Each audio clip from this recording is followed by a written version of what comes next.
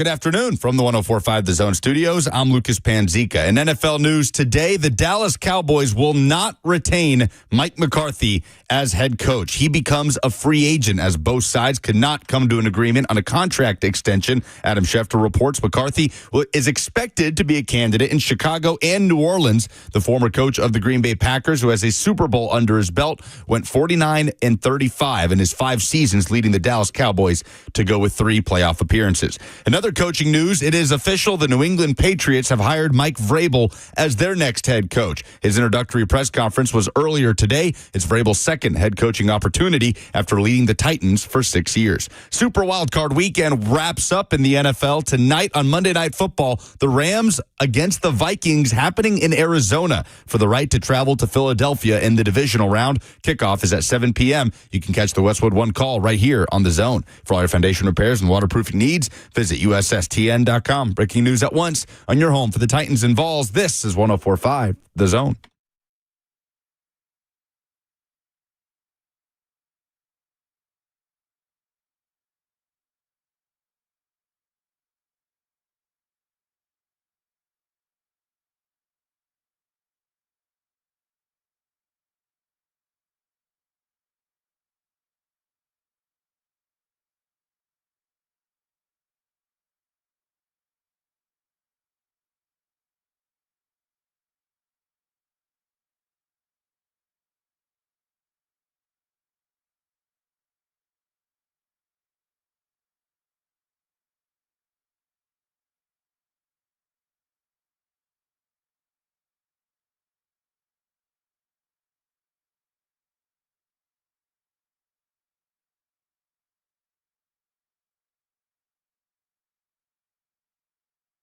Cover 2 with Blaine, Bishop, and Zach Lyons here on 104.5 The Zone, powered by all Four Seasons Garage Stores, 615-737-1045. You want to jump in on the conversation, talk Tennessee Titans. Mike Vrabel's been hired by the New England Patriots.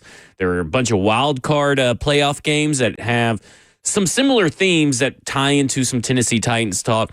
And, of course, Rand Carthon was on Ramon, Kayla, and Will, and the 9 o'clock hour was there for a full hour, and we have stuff to talk about there. And, of course, we opened up with the Days of Our Titans theme music, something that back in the day, for you avid football and other F-word fans, something that me and Lebowski and Mike and Keith, kind of put together and talked about a long time ago. You could do All My Titans if you want, but either way, Guiding Titans would be another one. But either way, this is a continued soap opera with the Tennessee Titans. And if you want to hear my thoughts on the interview and everything, you can pretty much listen to what Buck said in his hour. I echo a lot of the sentiments between him and Lucas in the discussion there. I thought it was a really good discussion. My issue is more along with the answers. I mean, there were ample opportunity for Rand Carthon to really put some stuff into bed without violating, the NDA. Whatever that may be, whatever that may entail. And I know there's probably some things that were, talked about or discussed between the parties and everything. Obviously some stuff that they felt that they couldn't ask or shouldn't ask or weren't allowed to ask or whatever. But at the end of the day, Rand Carthon did himself no favors. I mean, he had plenty of opportunity to steer the conversation towards football, to steer the conversation towards what he did on a day-to-day basis and all this kind of stuff. Because, we all know you don't get to this far in the NFL by being lazy. The nap gate wasn't even that big of a deal. So we know that stuff really isn't why he got fired. We know that stuff really isn't indicative of who Rand Carthon is. What we know is that they are looking for someone who, and I quote, wakes up every single day and the only thing they think about is building a roster, evaluating players, watching tape, working with the coaching staff, and not just someone who knows how to collect talent, but someone who really understands how to build a team, how all the pieces fit together that I can work with not only in the short term, winning today, but building for the future, the long term, and understanding how all those pieces fit together. If you make a decision, here how it impacts a decision down the road and really understand the full puzzle. At the end of the day, this person's going to be all ball all day. And what did he go out and talk about? Relationships. That's the one thing we know about Rand Carthon already. I mean, you go back and look at you search keywords on the transcripts for Chad Brinker's OTP. And let's just look at relationship. Just look up the relationship. It's all over that podcast. Relationship ran. Besides Chef Ran, relationship ran was the buzzword, was his nickname. Every free agent acquisition was like, oh, this couldn't have gotten done without Rand Carthon's relationship. Okay, having relationships in the NFL is like one of many requirements to do the general manager job. And that's a good thing to have. But when you're asked, about the personal shots, because the personal shots weren't about, well, you were a hard person to get along with. You didn't talk to anybody. You didn't make friends. You didn't do this. You didn't do that. It had nothing to do with relationships. And he took the high road. Good for him. But he took a high road that went so far above the ground of reality that he needed to come back down to earth. And I look at it and I go, his answers did him no favors. And I do not understand why he didn't. You can clear your name without taking pot shots, right? You don't have to go scorched earth. This was never going to be a scorched earth interview. Anybody that came in with that expectation when they saw the tweet, when they woke up that Rand Carthon was going to be on at 9 a.m., this was never going to be. He's not that dude. We know enough about Rand Carthon to know he's not that dude. He's not that guy that is going to go scorched earth. And that's fine. He is a class act. But that's what we already knew. What we need to know is, why is everybody putting out words that are basically saying that he's not about all ball all day long? What did you do day to day? What was your scouting process like? And he was given opportunities to talk about that kind of stuff. And instead, he leaned into the relationships. And ultimately, as an objective observer who has been a Rand Carthon defender, but if you look at that interview and his answers objectively from afar, from a 10,000-mile view, well, he proved the Titans right. Because all he did was lean in and talk more about other stuff that didn't matter. He leaned into his relationships. He didn't really lean into his job experience, really. He didn't lean into scouting, film watching, traveling to all-star games or traveling to pro days. He didn't lean into any of that. He leaned into his relationships. And I look at it like this. To me, that just proves that they needed more. And that's okay to admit. It's okay to admit that they needed more and expected more out of the general manager position. They needed more out of him. They needed him to do more of the duties than what he did. And listen, again, if the idea of this from Rand Carthon's camp was to humanize him, was to make him seem likable, they did a great job. But that shouldn't have been the aim of this from his camp. The aim from his camp should have been clearing his name. He did a little bit, but not with enough conviction to make me feel like, okay, the Titans really got it wrong. Because if go play where he's asked about the reports and the personal shots, Jackson, and because he talks about the first time, this is the first time he's ever been called lazy and all that kind of stuff. Play that real quick. Yeah, I mean, I've been called a lot of things, and that isn't one of them. You know what I mean? Right. But again, too,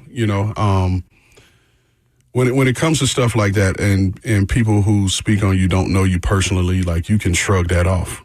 You can shrug that off because, again, there are a lot of people that know me and know who I am, know my character, know what I'm made of, and so those people know, and that's all that matters to me. So, I mean, again, I'm not going to give credence to, again, someone who is, never sat down, had a personal conversation with me, or been in my home, or been invited to my home, or I've been invited to their home. So, there are a bunch of people that say things about me, even before I even had a chance to do the job, there were negative things said about me. And so if I gave that credence, then, I'd lose my mind, especially, in this day and age. So none of that really means anything to me, to be honest with you. But I know who I am. The people I love, the people that I cherish, they know who I am. And so if they felt that way, then it would be different. It would be something for me to, take Sure. a look at. But other than that, I could give two. You know what? Yeah. And look, I get it. You just got to shrug it off. The people that know you know that this isn't true. But we don't know you. We haven't been afforded that real opportunity to know what he does football-wise behind the scene.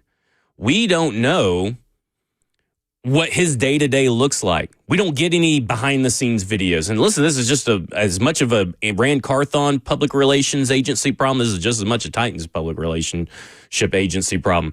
We don't get to know really what his day-to-day looks like. Like when I'm doing research on these GM candidates, for the most part, I can find videos of them talking outside of the NFL mandated stuff. I can find clips of their scouting process. I can find them out on the road. I can find them doing stuff. I can see Brandon Beane going to Senior Bowls and pro days and all-star games. We don't get that kind of access. So just to assume really that, okay, well, the people that know me, that's all I care about, that's fine. But we are still lacking answers, and I kind of feel like Rand Carthon gave us the answers we were kind of wondering about with his own answers or lack thereof. Again, I don't really have a problem with anything. My biggest issue is the answers. Because at the end of the day, it just was all about his relationships, and we just knew all that already. Yeah, that was the overarching theme of his tenure here, was relationships. It was talks about, him on the phone with free agents, really building a relationship with guys that the Titans were bringing in. So I think it's kind of very on brand that relationships were a key talking point this morning with the morning show. Yeah, and I think that's the issue, right? We haven't really heard from Rand his entire 2-year tenure. We've gotten, and the exposure we have gotten has been very lackluster for various reasons. I mean, draft night, you have the comments about, well, it's, we don't need to talk bad about these kids or whatever he was talking about, that Vrabel had to go in and clean up. Okay, there is a gaffe there. He had the gaffe about quoting Mike Vrabel, by the way. Everybody says the ball didn't bounce our way. Was a Rand Carthon quote. He was just quoting what Mike Vrabel told him. But he had to answer for the Mike Vrabel thing. That's not really his fault, but it wasn't a good press conference. Like, all it did was kind of solidify the fact that the Titans were kind of right into letting him go. And that's just from an objective observer. We really still don't know if they were right. We still don't know, and Rand Carthon's right, what went on behind the doors, right? Only the people behind the doors knows what went on behind the doors. That's fine, but crack the door open a little bit. Give us some insight. Let us know. And I want to hear from you. What do you guys think about this Rand Carthon press conference? Or not press conference, this Rand Carthon interview. Let me know. 615-737-1045. This is Cover 2 with Blaine Bishop and Zach Lyons here on 1045 The Zone.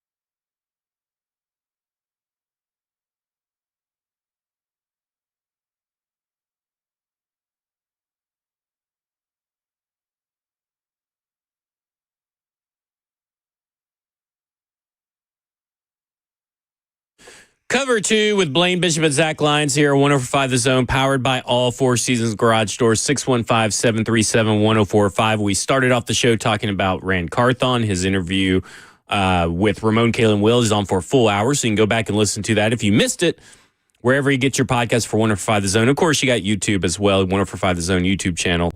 615-737-1045.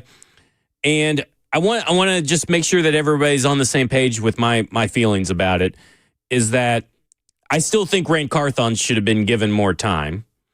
I'm a little bit less as committed or convicted in that after this interview this morning. But I do wonder, when you see what the Titans and what Chad Brinker said, they all ball all day, and then you compare that to the interview that we heard this morning, and he was given time to answer questions to demonstrate he's all ball all day. There were questions about it that maybe, quite possibly, we have to be a little bit more open to the possibility that the Titans got it right, because I did a lot of research on all 10 candidates. That have interviewed, because they just completed the John Eric Sullivan interview.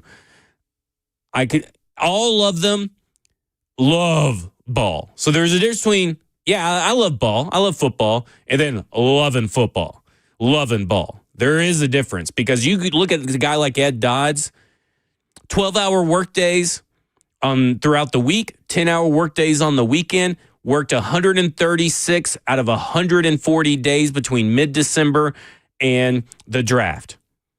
4 days off for him and his scouting department. That's loving ball. What's your question, Jackson? Do you think it's a different archetype of GM?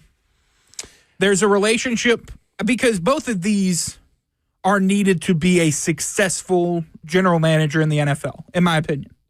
So do you think Rand Carthon just leaned into the relationship side more because that's more his forte, and it's a different archetype of a GM like you see with a quarterback, a pocket passer, a scrambler, different things like that? Could this just be, even though it was unsuccessful in Tennessee, a different archetype of general manager? I could see that, right? Because they say, and I kind of laughed at them, but they said that, hey, we brought him in to work with Vrabel. And I laughed at him for that, because first off, why were you bringing in a guy that Vrabel didn't even want? But now all he did was talk relationships, so maybe they thought the relationship guy was the right guy for that thing, because he could work with anybody and he'll just do whatever needs to be done of him. And now he's being asked to do more, and kind of like how Will Levis was asked to be a better quarterback and he got more stuff put on his plate, he couldn't perform up to the standards that they needed. Right? And maybe Rand Carthon, nothing this morning gave me any inkling into what he actually did. And that's scary to me. That's concerning, I guess you say. That's concerning. Let's go to your phone, 615-737-1045. Tristan, you want to talk Tennessee Titans. Tristan, you're on with Blaine and Zach.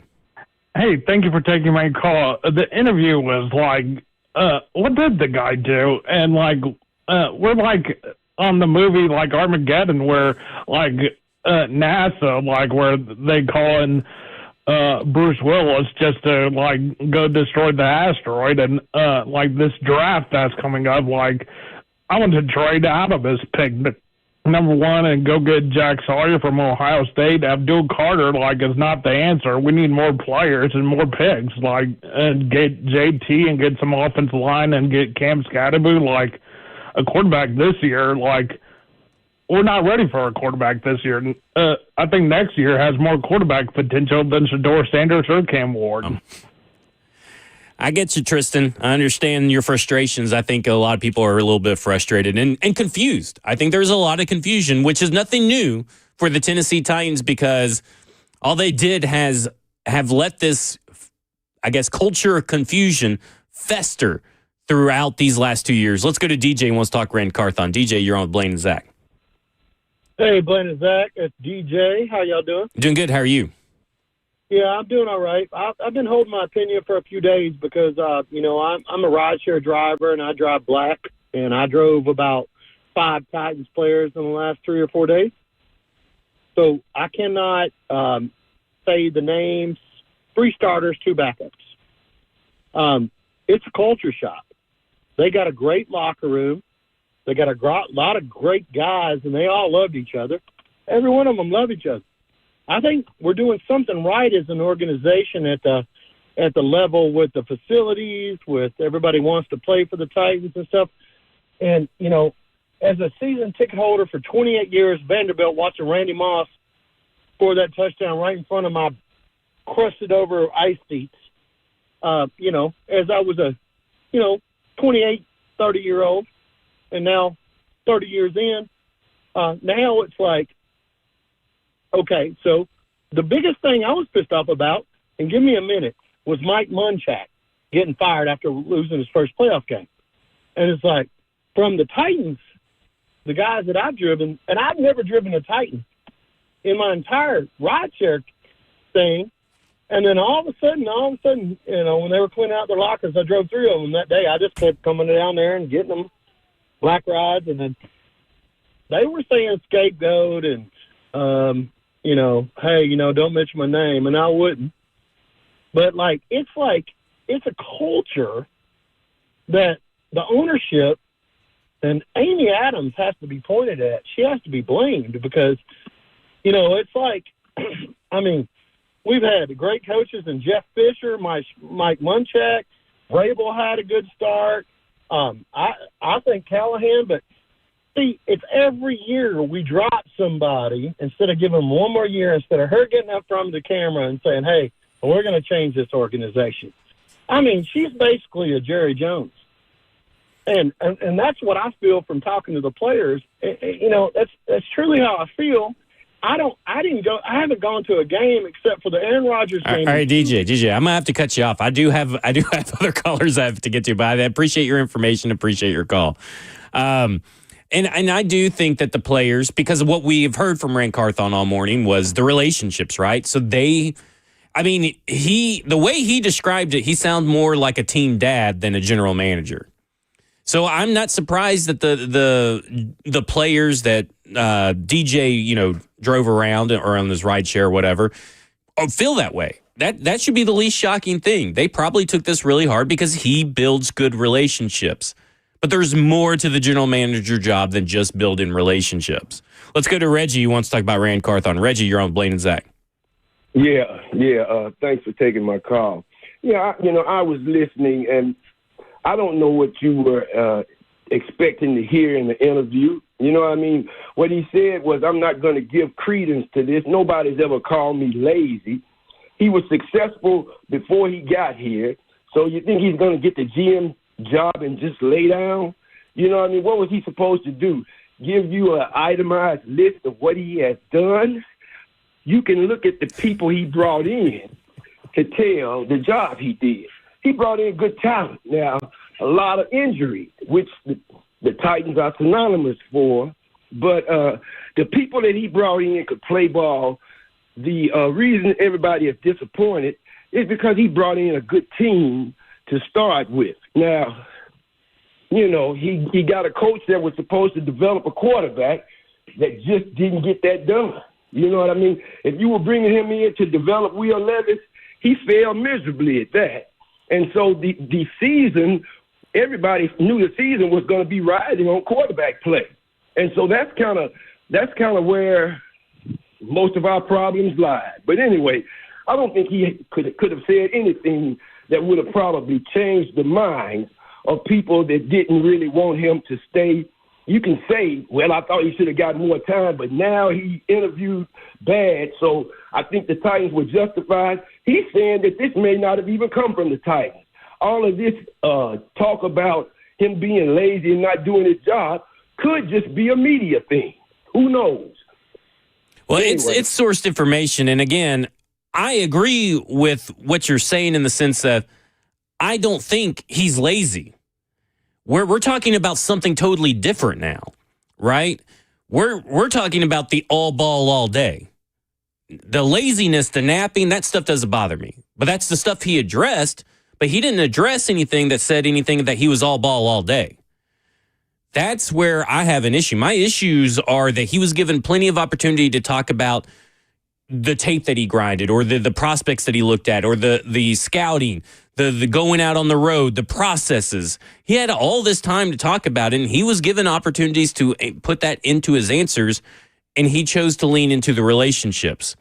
That, to me, tells me a lot more about Rand Carthon's ability to do all the requirements of a general manager job. And it leads me, like, here's the thing. When you get new information, where does that information take you? The information I got this morning takes me to the all ball, all day stuff. And it's like, you can love football, right? Blaine, you love football, but you also love football. You've told me you spent, and have told listeners, you spent 10 hours a day watching film. Countless hours. Countless hours. And that's not to say that people don't love game day, right? That you play with, but they don't love ball. Yeah, they didn't do that, and I thought it was weird that they did. With my teammates, right? And this is kind of what it feels like. Rand Carthon's kind of saying, but by not saying more. Yeah, I'm catching in. I was up with the suits, but I don't know where y'all started, but I'm gonna just give my comments about the interview that Kayla and Ramon had this morning. I thought. I didn't know if he had an NDA or not because they weren't asking questions, because that's their job, is to ask the questions. Now it's up to the person who's the guest to answer those questions. But I didn't even know. I thought Kayla started going down some different roads at time. That's the media in her. I thought Ramon was in a tough situation, being that he works for Titans Radio. And to ask those kind of questions, I think put him in a little bit of a pickle. Was more of a friendly, let's talk about music, family, and things of that nature, which I think are all important. But as far as in regard to this call, it was not important. We wanted to hear about football things. I wanted to hear about the relationship he has with Chad Brinker. How surprised were you that you were let go, to Brinker getting promoted above you? What was your thoughts? Did you lose your passion? Did that make you lose your passion? I thought that could have went all kind of directions. Did the Titans give you a reasoning for their firing of you when they met with you in your exit meeting? And what was that conversation like? Whatever you wanted to divulge in that conversation. So they could have went in all kind of different directions. Hey, you give him credit for having him on, but at the same time, I don't know if I would have had him on if I wasn't going to, kind of address some of these things that all the fans want to hear. So that's it's tough, but it's you got to make some tough decisions. I think they thought, hey, we have him on, we will ask him certain things. And I thought Kayla did somewhat of a good job, but I didn't think they really hit home on any. They never asked about Brinker. I wanted to ask about his big board. Did he take his big board home with him? Jokingly aside, but that was probably about the best joke I would have had on there, besides asking, and try to get inside the walls of that. Now, Rand could have answered and not thrown anybody under the bus, right, at the same time with saying what actually happened to defend himself. Because, the accusations that are most important, and I keep saying this, the laziness, the napping, that's just petty bullcrap. Yeah, that was petty. And I think he addressed that. I think that was kind of addressed. He sort of addressed it by saying that, the first time he's ever been called it, when it comes to stuff like that, people who know you don't know you personally, right, you can shrug that off and all that kind of stuff. That's fine. But the other stuff, that the bigger stuff that he's been accused of is the all ball all day. Yeah. And any time that there was a football question, he just went into the relationship stuff. Yeah. That's a little bit on him. Hey, listen, they could have asked questions about, hey, what's the scouting? Where were you at in the scouting process? How many prospect profiles have you built out? How much film have you watched? How many players have y'all discussed? Because this idea that the scouting department takes the time off and they don't discuss, every other GM candidate talks about that's in the all 10. I've done my research. All 10 have talked about, well, by the time that January starts rolling around, we've already had discussions on 2,200 players, 3,000 players, and then we whittle it down. Where were they at in that process? We don't know. And he had an opportunity to also put that into any of his answers about football, and he didn't. He just kept leaning into the relationships. Sometimes you could take too high of a road, is kind of what I said. And he's a class act. We already knew that. We already knew that about Rand Carthon. We knew that he's a family guy. We knew that he's a relationship guy. Mm-hmm. We don't know the other stuff because he's never allowed us to know that part of him. And the Tennessee Titans have also never allowed us to know that part of him. And we never got to figure that part out today. Yeah. He said he didn't want to address things he knew wasn't true. So he didn't even want to go down that road, which applaud. That was great, high character person to do that. And that's why I said I don't know if he had an NDA or not, and he was just afraid to skirt around. I don't think they do, but since that he has, I think, 4 more years left on his contract, and he said he actually wanted to probably live here for at least some period of time, and it didn't seem rushed to get back at it too much, if not at all. So maybe I don't understand the hiring cycles of whether you're going into the scouting department or whatever level you are going to be under the GM. So I don't know how that calendar runs, but I wanted to hear. It left me wanting to hear more, and that's not what I was expecting when they addressed that he would be coming on. And I will say this. The most concerning thing to come from this interview is that he's on the side of Drake and the Kendrick Lamar and Drake beef. So that's very concerning to me. Let's go to Daniel. I stopped listening to all of that. Yeah. But they were like, oh, what? Yeah. Come on. Let's go to Daniel. He wants to talk about the NFL draft. Daniel, you're on with Blaine and Zach. Hey, guys. Thanks for taking my call. Like I said, I just wanted to talk about our draft position, and I wanted to ask y'all a question. What would y'all do with, the number 1 pick and, this off season to turn this franchise around? Because, me personally, I think this off season is pivotal for, Titans because, in my opinion, I think Callahan's on the hot seat, and if, he doesn't figure it out, I think he's gone and everybody else is gone. So, like I said, the quarterbacks in this class, everybody's saying they're not that great. I understand if they'd have to take a quarterback. Me personally, I have Cam Ward over Shador Sanders, but yet again, like I said, they're not great according to these NFL experts. And also, this free agency quarterback room is not great. So it's kind of like, what do you do? But that's all I wanted to ask. Thank you for taking my call. Thanks, Daniel, for your call. I'm always hanging up on people, but thanks, Daniel, for your call. A little far out from the draft, but I mean, there's a bunch of different possible avenues that I'd be okay with. But we really got to start seeing that free agency form, the All-Star games. How does, these quarterbacks perform at the All-Star game and these other players? So we're a little bit too far away to give like concrete answers. But just off the top of my head, I'm fine with Abdul, fine with Travis Hunter, fine with the trade back, and fine with Shador for right now. No particular order, by the way. I have to say this first, though. Taylor H. Dang, man. I listened to the interview of Rand Carthon, and I feel like I'm vegan. I said, what? He says, all talk, no meat. I didn't anticipate this response from the guys on the station being vocalized on airwaves. And that is probably well said. There was no meat. Now, to what I would do in the draft, it's really still early, but if I was making a guess, and this is tend to change as time goes on, as we look at, who they sign in free agency and then, the different all-star games. I think I know you've told me numerous times, Zach, what are the top 3 picks or top 4? I really wanted 4. Raiders, Giants, where are they at in Cleveland? Okay, the Giants are 3, Cleveland is 2, Patriots are 4, and then Raiders are 6, I think. Let me double check that. Okay. Now, I would probably... 6. I'm leaning towards, if you're not convicted and passionate that this is your guy with the number 1 pick of one of the quarterbacks, but I think I would lean this way because I'm not personally right now at that point. I would try to trade back, and I would try to stay in that top 4 there and pick up another maybe first-round picking. That way you get 2. But that means you're signing a free agent, veteran quarterback. Don't know who that would be at this point in time. Or you may have to go with Levis 1 more year. You got to look at worst case scenarios. So where does that put you? So I think I would trade back, try to get more picks and continue to develop my roster with all the holes.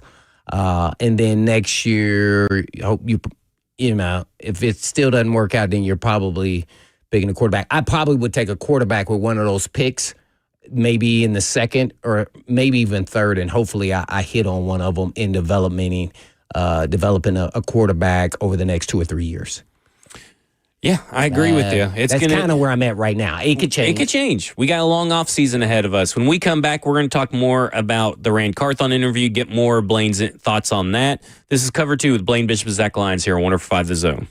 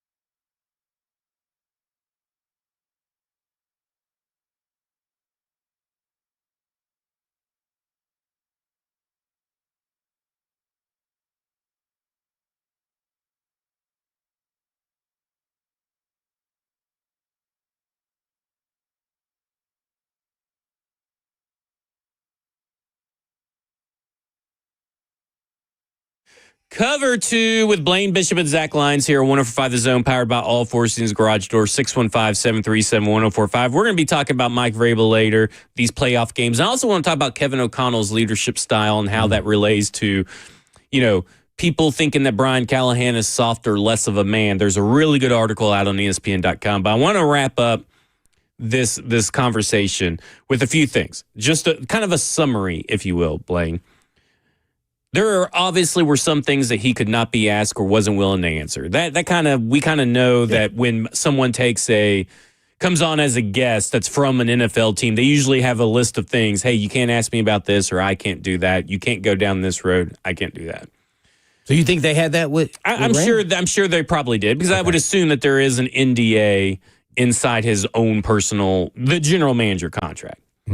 So I would assume, that's an assumption on my end. I don't know that for a fact, but I believe Kayla may have even put that there were some things they could not ask or had to stay away from.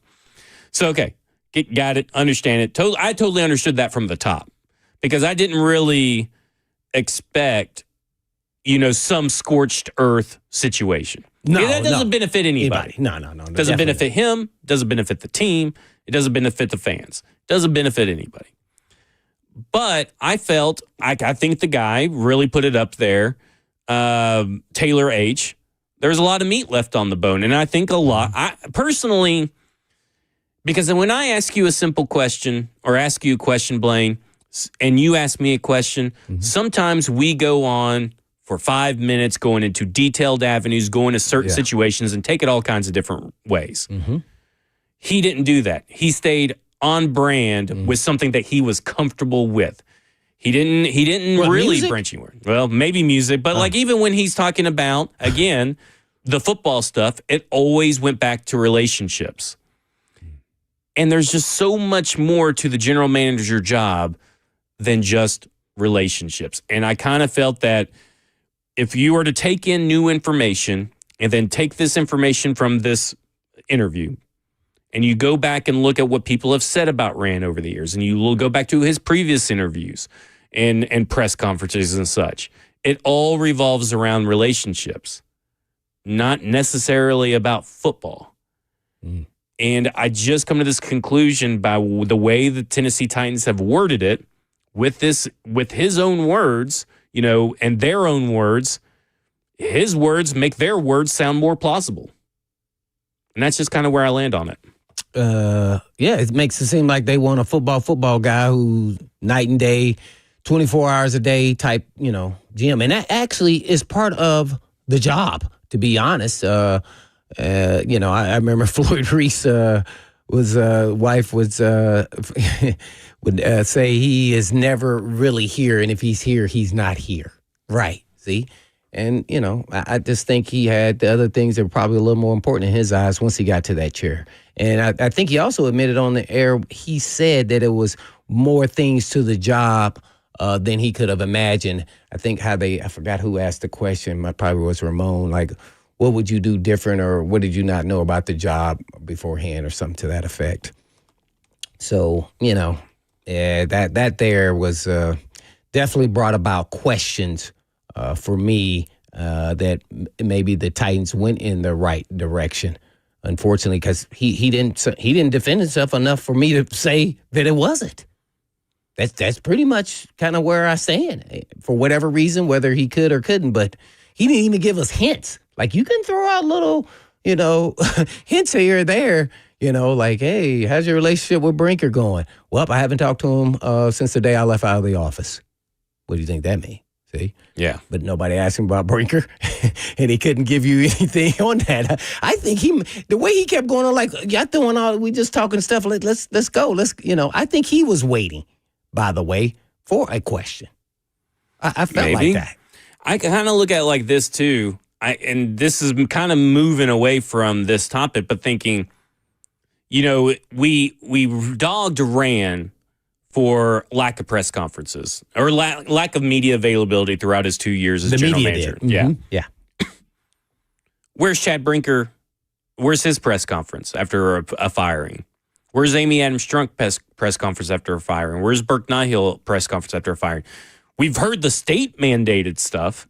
Like we've heard it from inside the building and in, I guess you would say, in-house counsel way.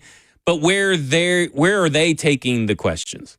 And this is maybe just a super big issue with the Tennessee Titans and the way they've conducted business, because they have fostered a culture of confusion since firing John Robinson and hiring a guy who wasn't really GM, but was sort of GM, but he was hired for this job, and then they got another job, and then Mike Vrabel didn't even want him, and he wanted Ryan Cowden, who he's bringing to New England Patriots, by the way, and all this kind of stuff. Like, they have fostered this confusion, and they have done very little to make it clear. They have provided very little clarity.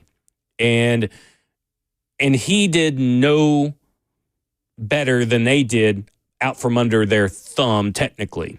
He didn't really provide a lot of clarity either. And I felt like the stuff that he was providing clarity on was his, whether he's going to watch the halftime show, the Drake beef. He said Will Levis is going to be fine, like in year two. In year two, he kind of alluded that they're kind of into quarterbacks in this draft class, but now all those guys are gone, right? Like, I mean, we don't know what the philosophy is now. I kind of look at it and I go, I'm left wanting more, and I'm also left looking at it thinking, well, this is what Amy Adams Strunk allowed to happen. And it all goes back to her.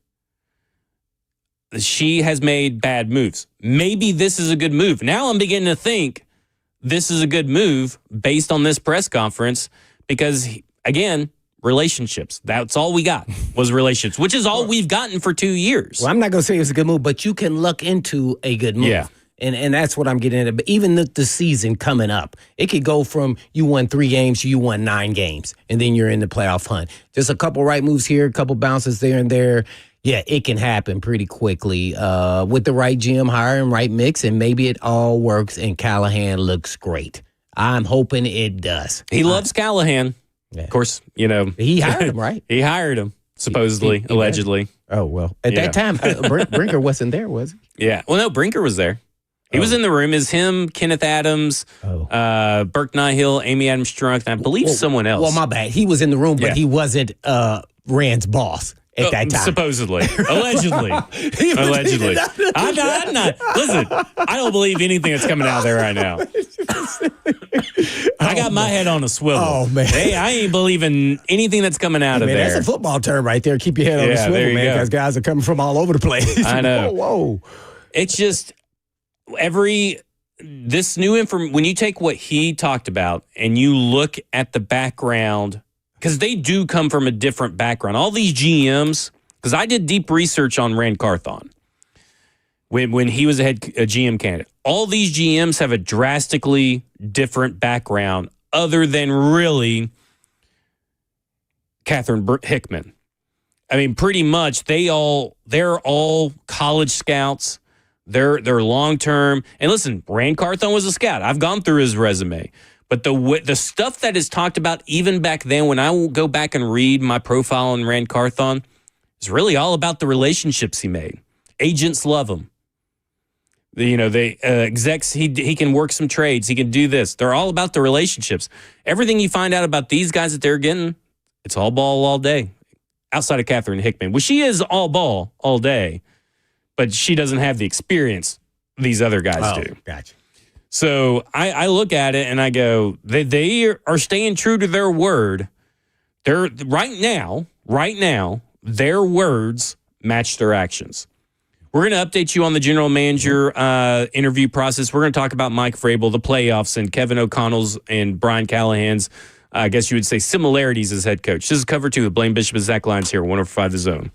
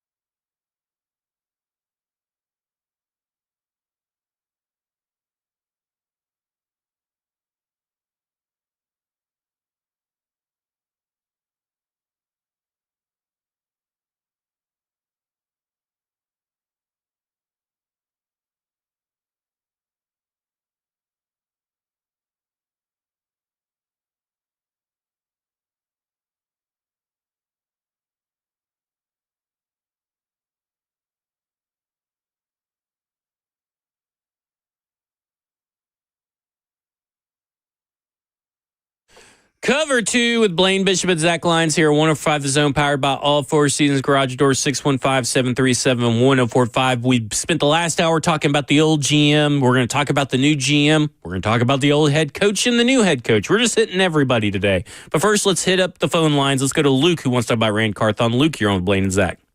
Hey, guys. Thanks for taking my call. I want to start out by saying the day the news dropped, I was pretty disappointed, and I completely agree that Rand didn't really do himself any favors to dissuade people from thinking that he's more just relationships and can't build a roster based on evals. But I wanted to play devil's advocate in the fact that, if we look at this past draft, which is fully his, they did pretty well. I mean, I think JC's good, obviously. They got Jarvis Brownlee Jr., Sweat and stuff. And so, how much blame and then the free agency acquisitions, we couldn't have predicted all the injuries with Cushenberry and blanking on his name. Woozy and Sneed.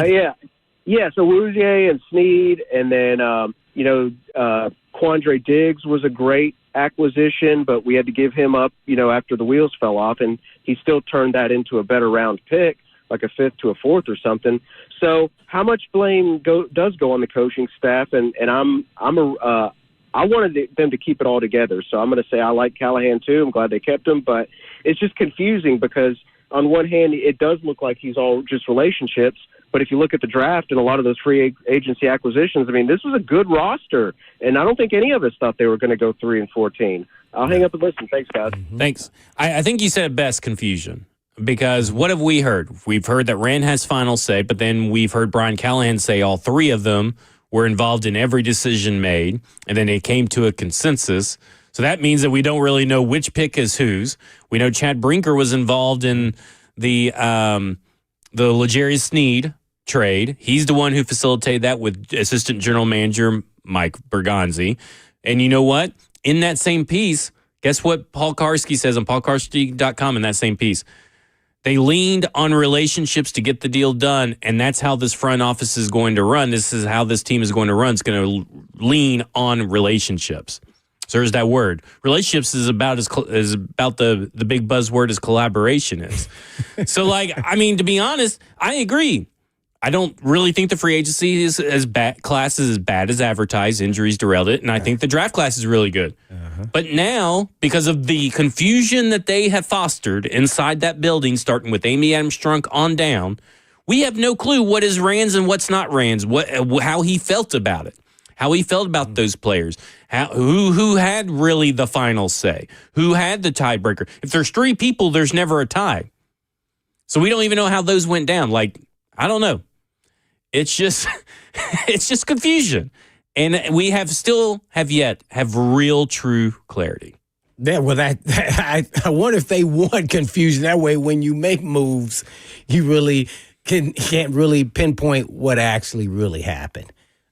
So, yeah, that's kind of where we're at. And now, we're trying to move forward. So they're interviewing a whole bunch of, GM potential GMs, and I have no idea who's going to be good at this job or not at the job, but I just hope they get the person that they want and they feel is best to move forward to work with those duties, and they all work together, and nobody backstabbing, scapegoating people at this point in time. I'm just ready to win, and everybody work hand in hand, and nobody just doing any craziness like that. Let's go. And then if it doesn't work out this year, then probably Callahan will be gone. Yeah. So just got to prepare yourself what may possibly happen.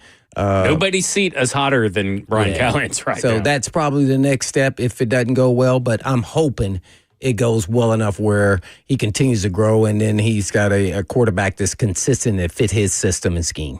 Let's go to Scotty, who wants to talk about the head coach. Scotty, you're on Blaine and Zach. Hey, guys. Thanks for having me. They went after Ray, but, Ray put all the right people on the roster and everything. How come Callahan has not fired not one coach after we lost it? Clearly lost 4 games on special. Where's the accountability that just one person is fired? That's what I'm after. Gotcha, Scotty. Yeah, great question. I have no idea. Right. I thought someone on coaching staff. I thought I'm I sure don't know those who, are still but I coming thought down. I would have to that assume. would happen. I mean, that's almost impossible for that to happen, especially when you're on a 3-14 team. That's Like, I don't impossible. know if they're just trying to wait around for these GM interviews to be done and then staff changes are going to happen, because the GM oversees the staff. The head coach reports to the GM. But he wasn't here, so it's basically Brinker at this point in time. You Brinker would and think he is Callahan. the final say, but Brinker who and the hell Callahan. knows? They like to do everything back I mean, outsourced. so then, okay, let's say they hired a GM. He tells Callahan, nope, you can't fire that guy. I want you to keep that guy. He's good at coaching. I was like, man, come on. Callahan has to have some say-so over his coaching staff. So I don't know whoever they hire. This would be. I would assume that someone's maybe they're just trying to put it all out there at one time. Maybe, and maybe they're tired of a little bit of negative energy back to back. Right? Yeah. You got to layer in your messaging and your negative bad news. They did a poor job of that really this week. Just to keep you guys updated, on Friday. These are all virtual interviews. On Friday, they interviewed Reggie McKenzie, senior personnel executive, Miami Dolphins, also former Raiders general manager. Thomas Dimitrioff, former Atlanta Falcons general manager, CEO of Sumer Sports, an analytical company. John Spytek, assistant general manager of the Tampa Bay Buccaneers. Saturday, Ed Dodds, assistant general manager of the Indianapolis Colts. Matt Berry, senior director of player personnel of the Seattle Seahawks. Terrence Gray, director of player personnel, Buffalo Bills. Catherine Hickman, assistant general manager and vice president of football operations, Cleveland Browns. Sunday, Ian Cunningham, assistant general manager of the Chicago Bears. Mike Bergonzi, assistant general manager of the Kansas City Chiefs. And then today, they have completed the interview of John Eric Sullivan, vice president, player personnel, Green Bay Packers. And he's got a hyphenated name. Choose one. Your dad's Jerry. Either be John or either be Eric. Choose one of those names. Why are you John Eric? Why you got to make everything a little bit more difficult on everybody else around? What, his parents no longer together? I don't know. No, it's John Eric is the first name. So it's a Jon hyphen ERIC, then Sullivan. Oh, wait, yeah. Well, okay. Yeah, choose a first name. Well, maybe there was some nickname going on. Does he think he's Superman? Kal-El? He ain't Kryptonian. That's a joke just for me, I guess. That's a nerd joke. Is that his birth name? His first name is John Eric. So if his mother named him that, so you want him to change his original name Just his mother choose gave one. him? Well, first off, just go with one. my name is Zachary, but I go by Zach. Just shorten it to John. Oh, I got you. Just for purposes or go of by this Eric discussion, if you want. or at your employment.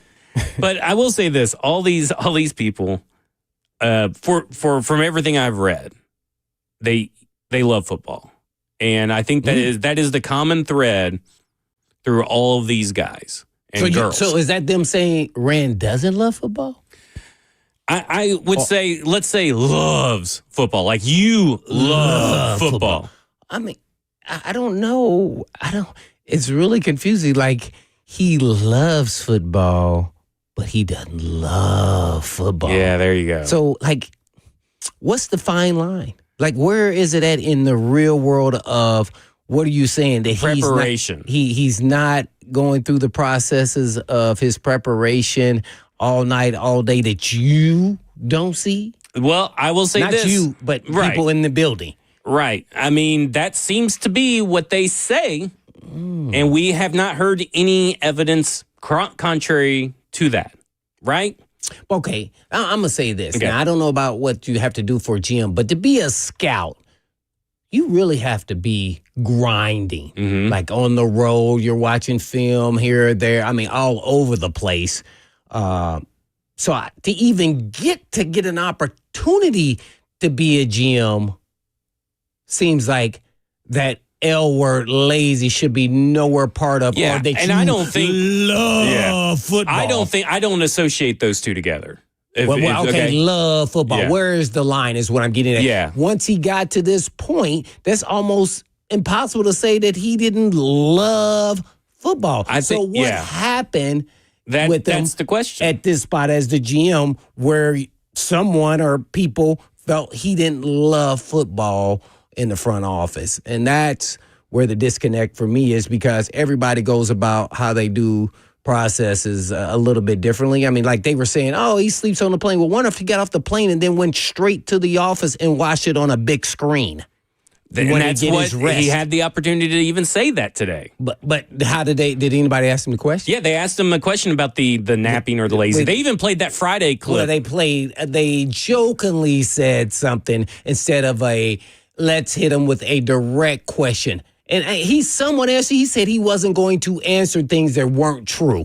That's what he said about the sleeping or laziness and again, or whatever it was. I don't associate the lazy and the napping as people anything. do. But people do. People do. I do not. So to me, it's just like, I think it's petty. That's petty. Typically, okay, so here's how I view the NFL typically works like this. Whatever they just fired or got rid of, they're typically looking for the opposite. Yep. When you fire a defensive head coach, you're looking for an offensive head coach. Typically is how it works. Yep.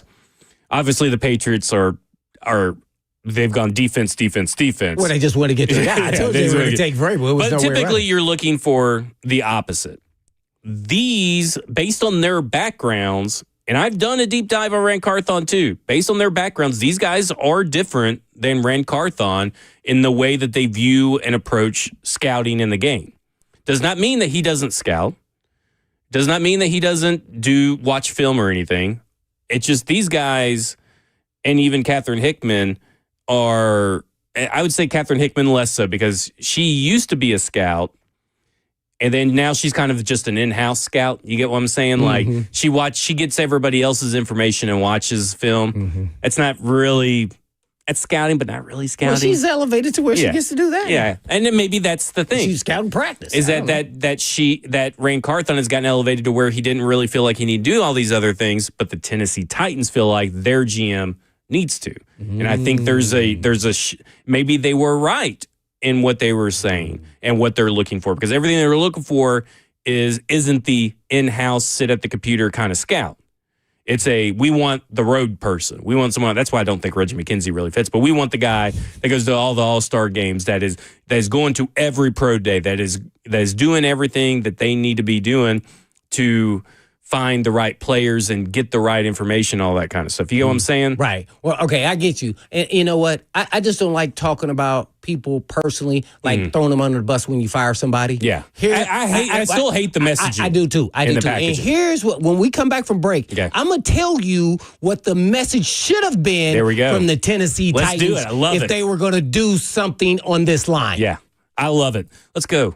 We're going to hear that when we come back. This is Cover 2 with Blaine Bishop and Zach Lyons here on 105 The Zone.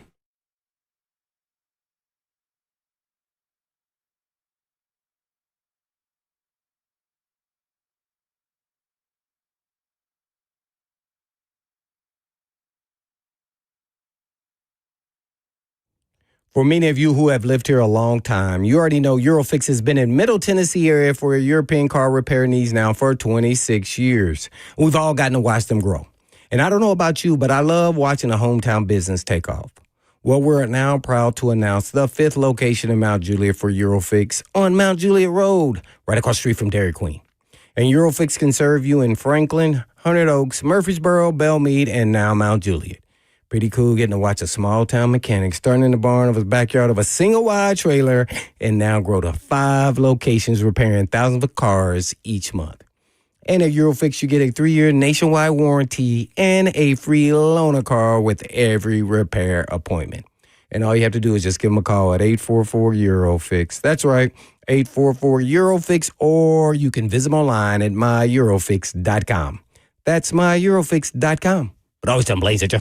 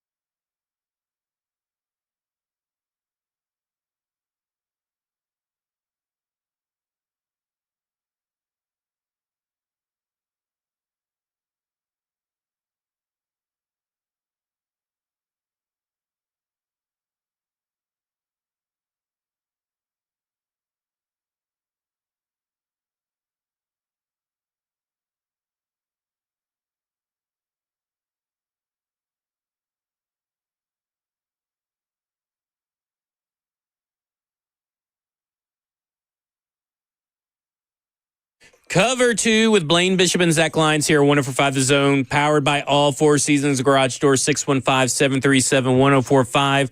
And we've been talking about Rand Carthon. We've been talking about the messaging and packaging of his firing. We've been talking about for almost all week. Yeah. But I want to hear from you, Blaine. How would you have fired Rand Carthon in terms of the messaging and packaging of said firing? Yeah. First and foremost, this is out of respect to everybody involved here. But at the same time, he was part of something that failed this season. And what was the number one objective? Win games. Well, that was number one. Oh, and find out what Will Levis. Exactly. So I would have then hitched him on to Will Levis, saying things didn't go according to plan, what Rand thought about Will Levis. So unfortunately, our season went downhill. And for that lapse in judgment, it was a fireable offense. Now, however you want to communicate that, it may not be as direct as I just said it. It could be a little more eloquent like Zach would probably do it. But that's where I would have hitched the wagon to that. And with that disappointment, then hence destroyed our season mostly. Now, we got special teams, we got offensive tackle, we got some things involved in that. But that I think everybody then hence that would be sitting here going, well, that makes sense. Whether it was true or not, you do that. That's how this world works when you're trying to throw somebody on the bus and justify and they did. a firing. I mean, whether in their justification, because we talked about this last week, but not in their rumors and personal stuff like that. They lazy went and stuff overboard. like that. Don't do that. They went overboard in explaining the reasons behind firing Rand Carthon, whether that is overboard from their statements to Jim Wyatt, to Ron Davenport, or to what PK learned about from anonymous sources.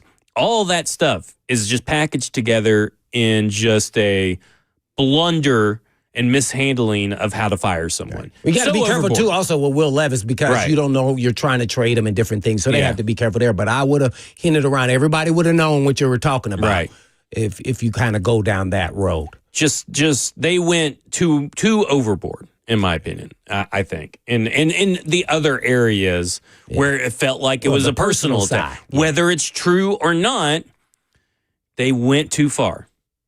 And that's where we're at. Now, let's talk about we talked about our ex-lover GM. Let's talk about our ex-lover head coach now. So it seems like we're talking about. Oh, Vrabel. Mike Vrabel, hired by the New England Patriots to nobody's surprise. They held a sham interview process. The Rooney Rule has to have more consequences and regulations or something. Something has to be done in that regard. I don't know what that is. Oh, they didn't fulfill it? Well, they Aaron Glenn turned it down because he basically said you could check your minority interview boxes elsewhere. Right. They interviewed Pep Hamilton and Byron Leftwich, who have both been out of the league for 2 years. Oh. So try to tell me that's not a sham interview process.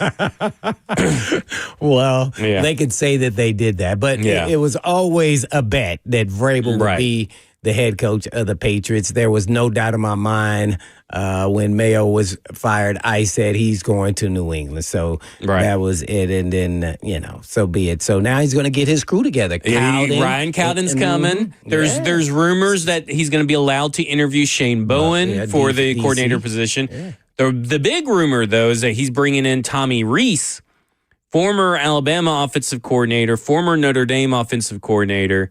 Tommy Rees, who's recently the pass game specialist for the Cleveland Browns and their electric passing game. Oh, right. Oh, and tight ends coach down there. He bonded with him while he was there. Yeah, he bonded with him while he's there. So that's always going to work out well. Hiring Tommy Rees, he has to get the offensive coordinator hire right year one. Josh McDaniels, right? I hear is what's going on. And now Tommy Rees is the leading candidate, supposedly. Oh, my. He didn't. If he got Josh McDaniels, then you're talking about being in the right direction. But because he's never going to leave you for a head coaching job, because anybody in the NFL would be insane to hire Josh McDaniels. Right. No, they I don't know where Josh McDaniels is at, but Tommy, he didn't even do a good job. Where was he, at Alabama?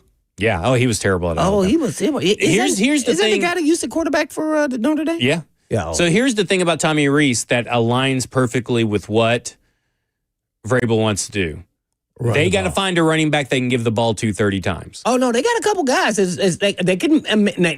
Watch this. First of all, there's never going to be another Derrick Henry. No. But they got to find a few. But they can't trust Ramondre Stevenson because he's a fumble machine. He's a fumble. Well, he'll get cut just for that by Vrabel. Yeah. Oh, no, he got to get cut. Well, they got a couple guys. But, yeah, they got to get a running back guy, a big old stature guy who's going to run. I don't know. They may just go wall. Draft Ashton Jeanty 4th overall. You never know.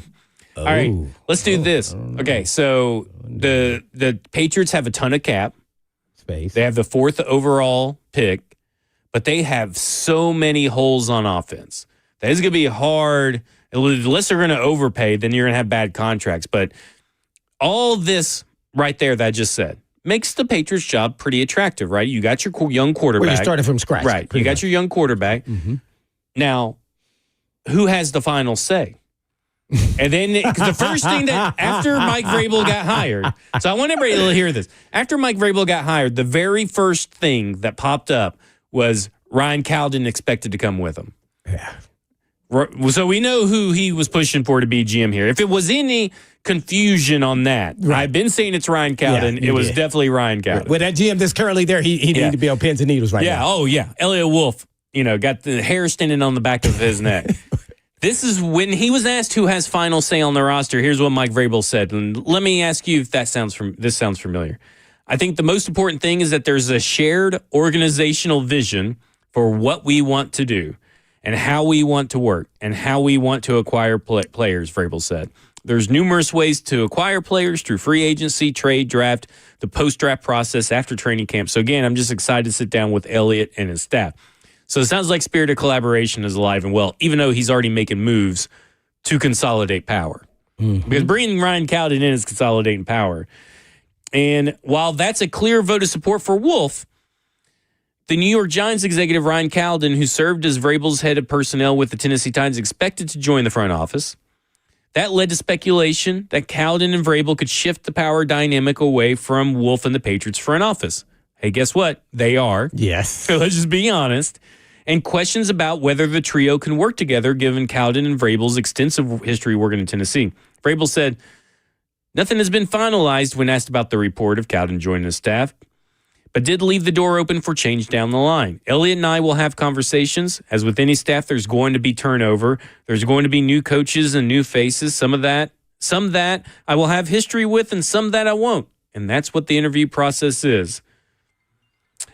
Elliott Wolf, you're on the hot seat. You are the Brian Callahan of GMs. Wolf is on the clock. Yeah. So, doom. The Brian Callahan of GMs. Oh, man.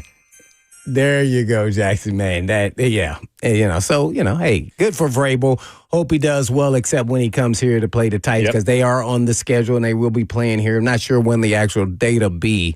But I think I heard Buck say this would justify what they did was right or wrong to Vrabel, and I thought that was a huge misstep on his words there, Buck.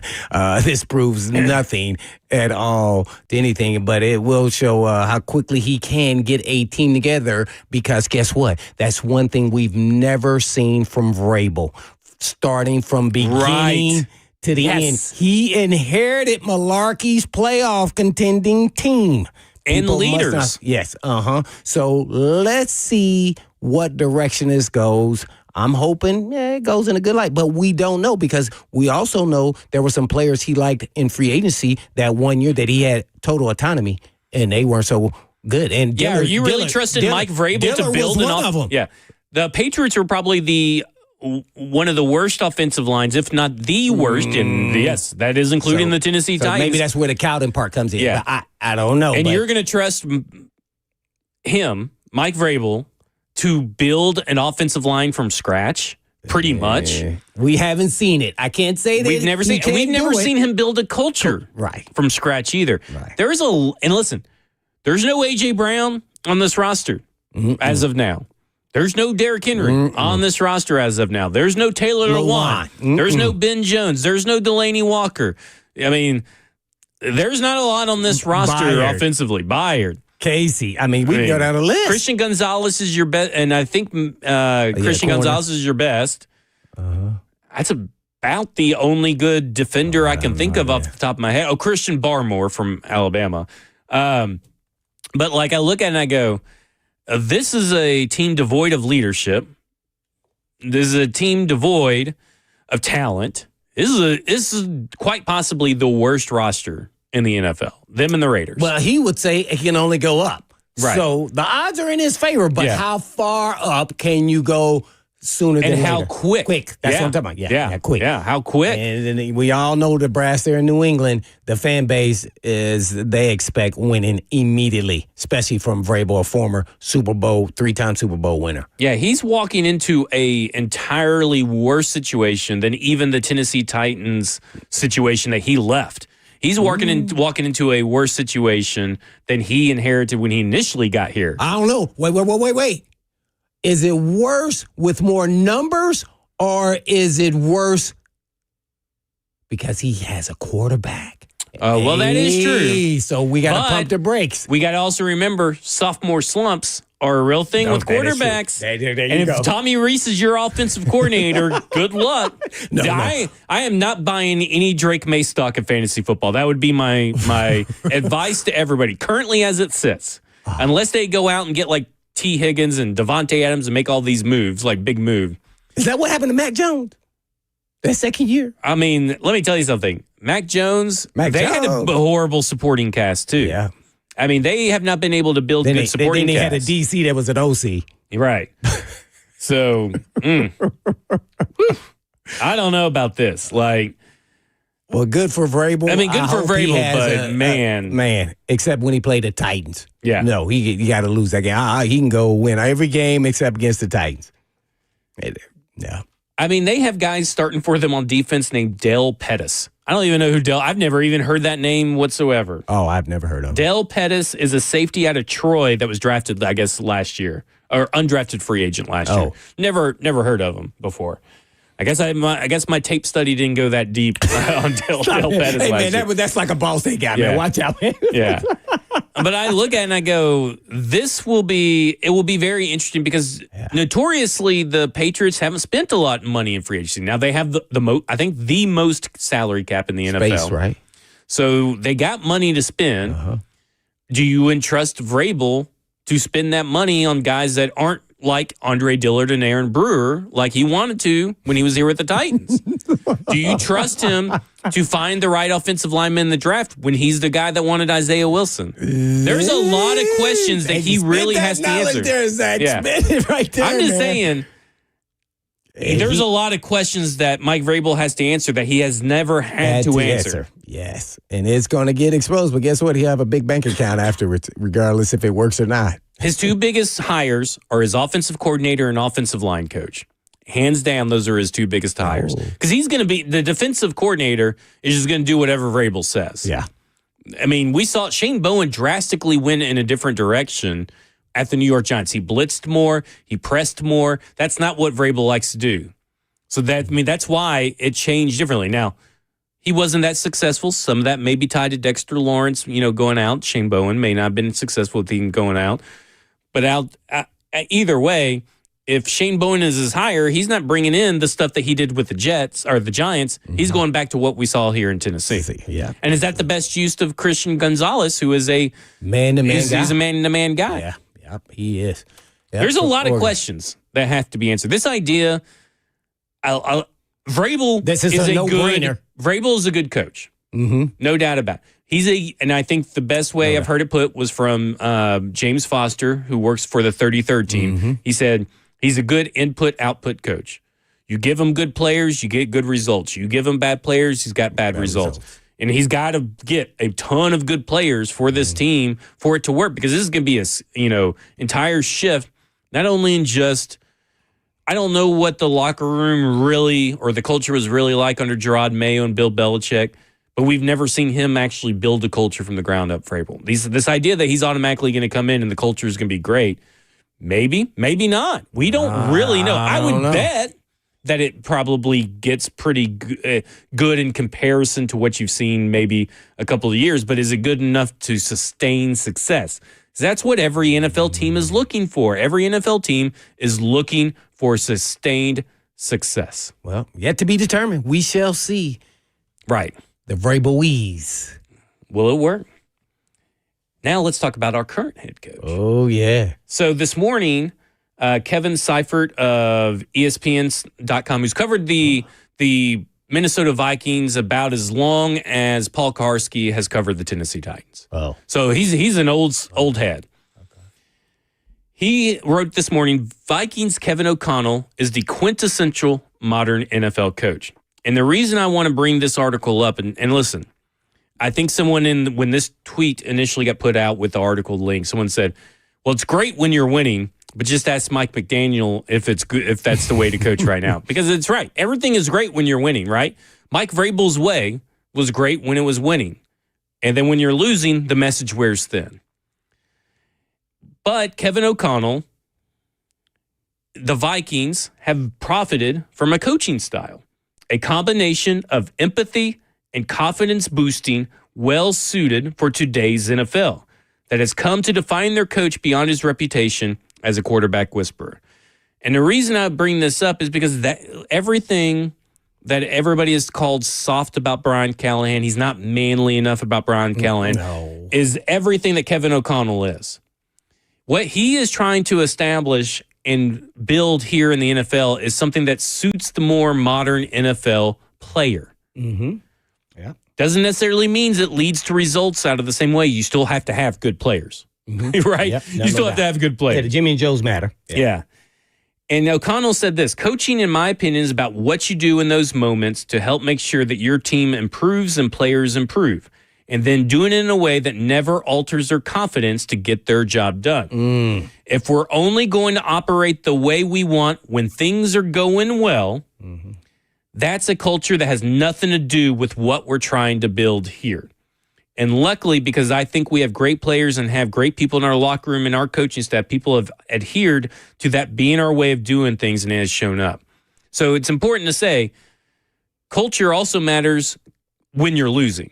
And I go back to what Brian Callahan is trying to build here, and everything that was said coming out of that locker room, everything that we saw on the field, even in losing, the players adhered to it. The players just weren't really good enough. But this idea that they are soft, or they gave up on the coach, or that he's soft and not manly enough, this is the modern NFL coach.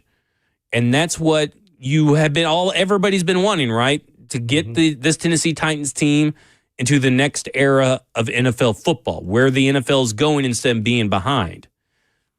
And that's what they're trying to do. Just has not yielded the results. And still, just because Kevin O'Connell has found this stuff successful doesn't necessarily mean that Brian Callahan is still going to be a successful head coach. It just goes to show, though, that this is where the NFL is trending. This is where the players are trending, and you got to think about the players you're bringing in and how to communicate effectively to them. Yeah, I think that's why he was a good fit after I learned about who he was as a coach once he got here. I thought his communication technique and his style was a perfect fit for the modern athlete. No doubt about it. That's where I think I love him the best, even when he's sitting there explaining everything that's happened in the game. But one thing that has to be done here, and that is, I want to know what Callie's philosophy is, not what he learned from other people. What happens in coaching is you take bits and pieces from different coaches that you learn, and then you morph that into what you want it to be. So I want it to be his own brand, and then he makes his own mark his way. And that's where I don't want a robot who's duplicating what another coach did. That's what all the coaches that leave Belichick, when they left, Josh McDaniels, we can go down the list. Right. All of them tried to be him. Well, no, you don't have rings on your finger for winning those. You don't get the credit as much as the head coach. And so you tried to be something you weren't, which wasn't your personality. Be who you are and comfortable in your own skin as a coach, but yet you can still be tough. You still can put your arm around them and give them a hug. But guess what? When it's time to do business, they know it's time to do business. And so that's what I want to see, because I think he has a lot of potential. We shall see. We shall see if the quarterback, mostly in this particular situation, was a key issue or was it something else? And that is where I'm confusing, especially when he went to Mason Rudolph and you knew it wasn't going to be a better product. It was going to be the same, maybe a little more conservative. Not a lot of wows, but guess what? You didn't get any wrongs. Well, you still were getting the same wrongs. Right. So then I want to see something else with a different player. Let's see if it can become, and not a young player, because I want to know if the offense can actually work the way you think it should. We need to know the Brian Callahan's non-negotiables. Oh, I like it. You like that? We're that. going to talk about where I got that from and why I think that's so important. This is Cover 2 with Blaine Bishop and Zach Lyons here on 105 The Zone.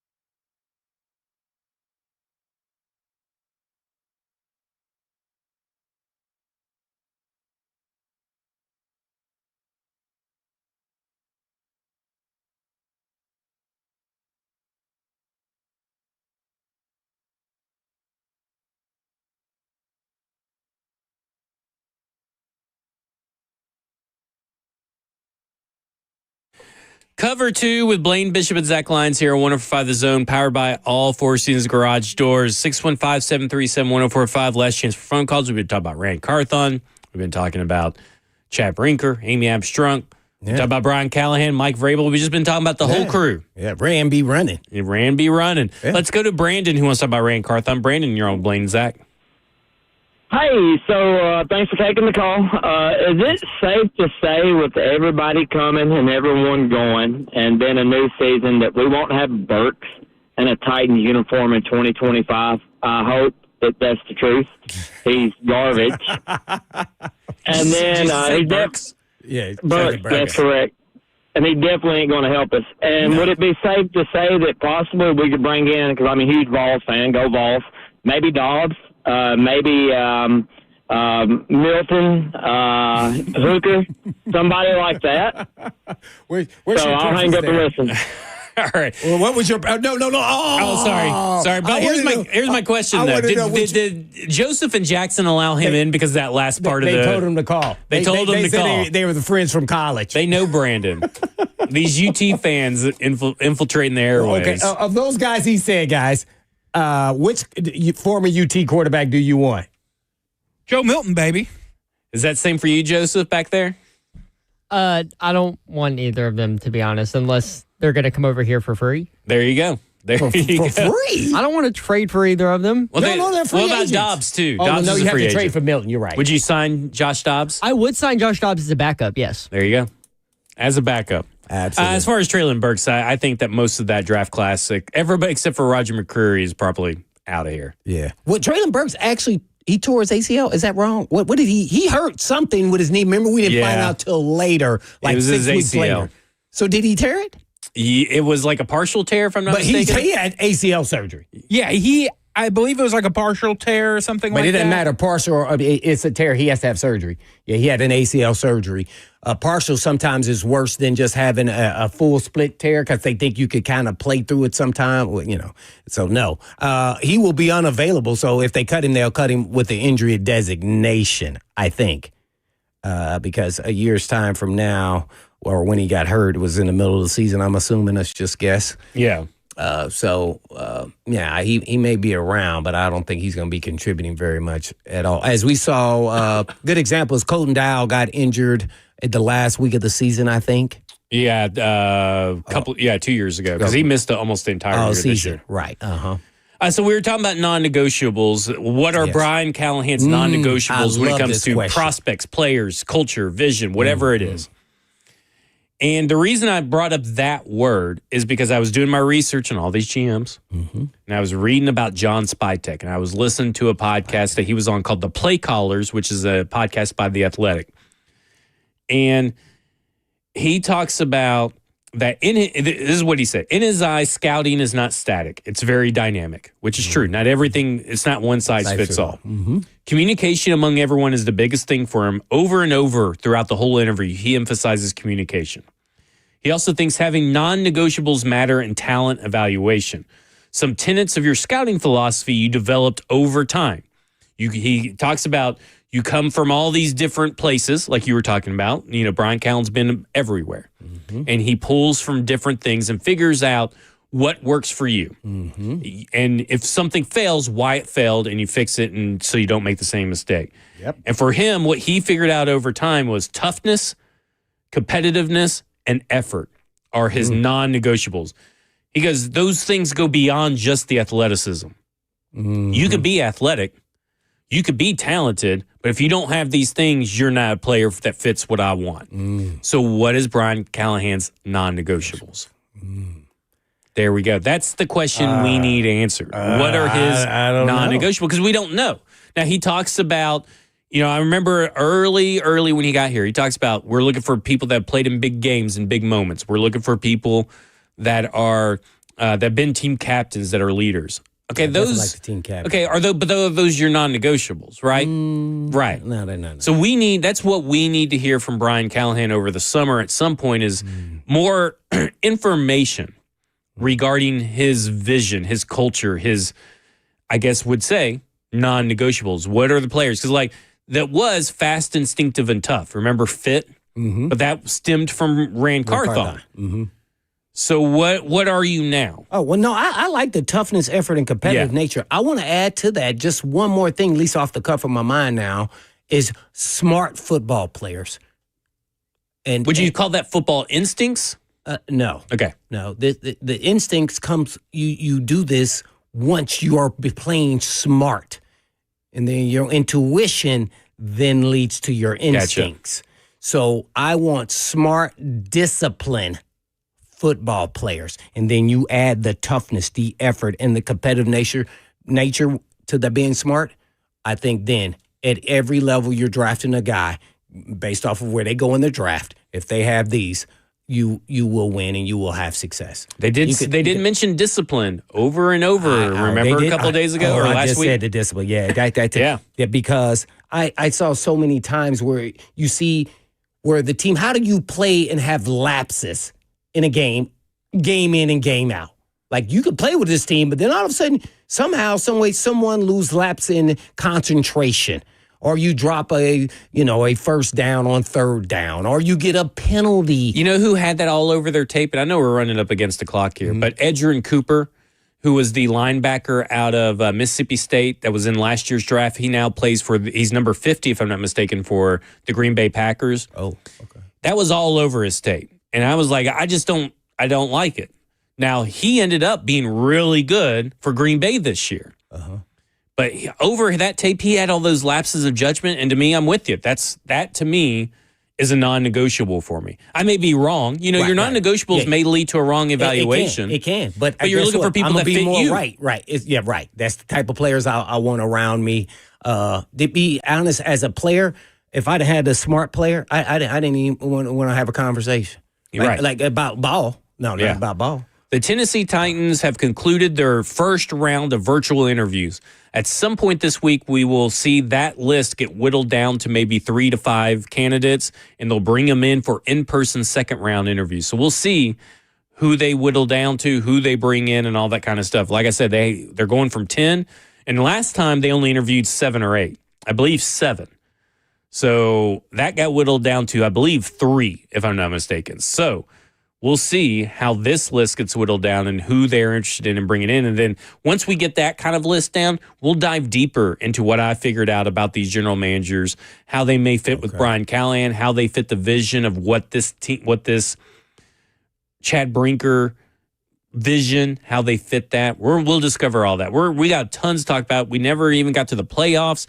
I want to talk about how the playoffs relate to everybody. I got a question about speed and effort that I see from other teams that I haven't seen from the Tennessee Titans in forever. What? I got all kinds of questions for you. So today, we didn't get to all of it, but guess what? 3HL's up next. I'm sure they're going to talk about a lot about this football stuff. Got a lot to talk about. This has been Cover 2 with Blaine Bishop and Zach Lyons. And in the meantime. And in between time. Peace.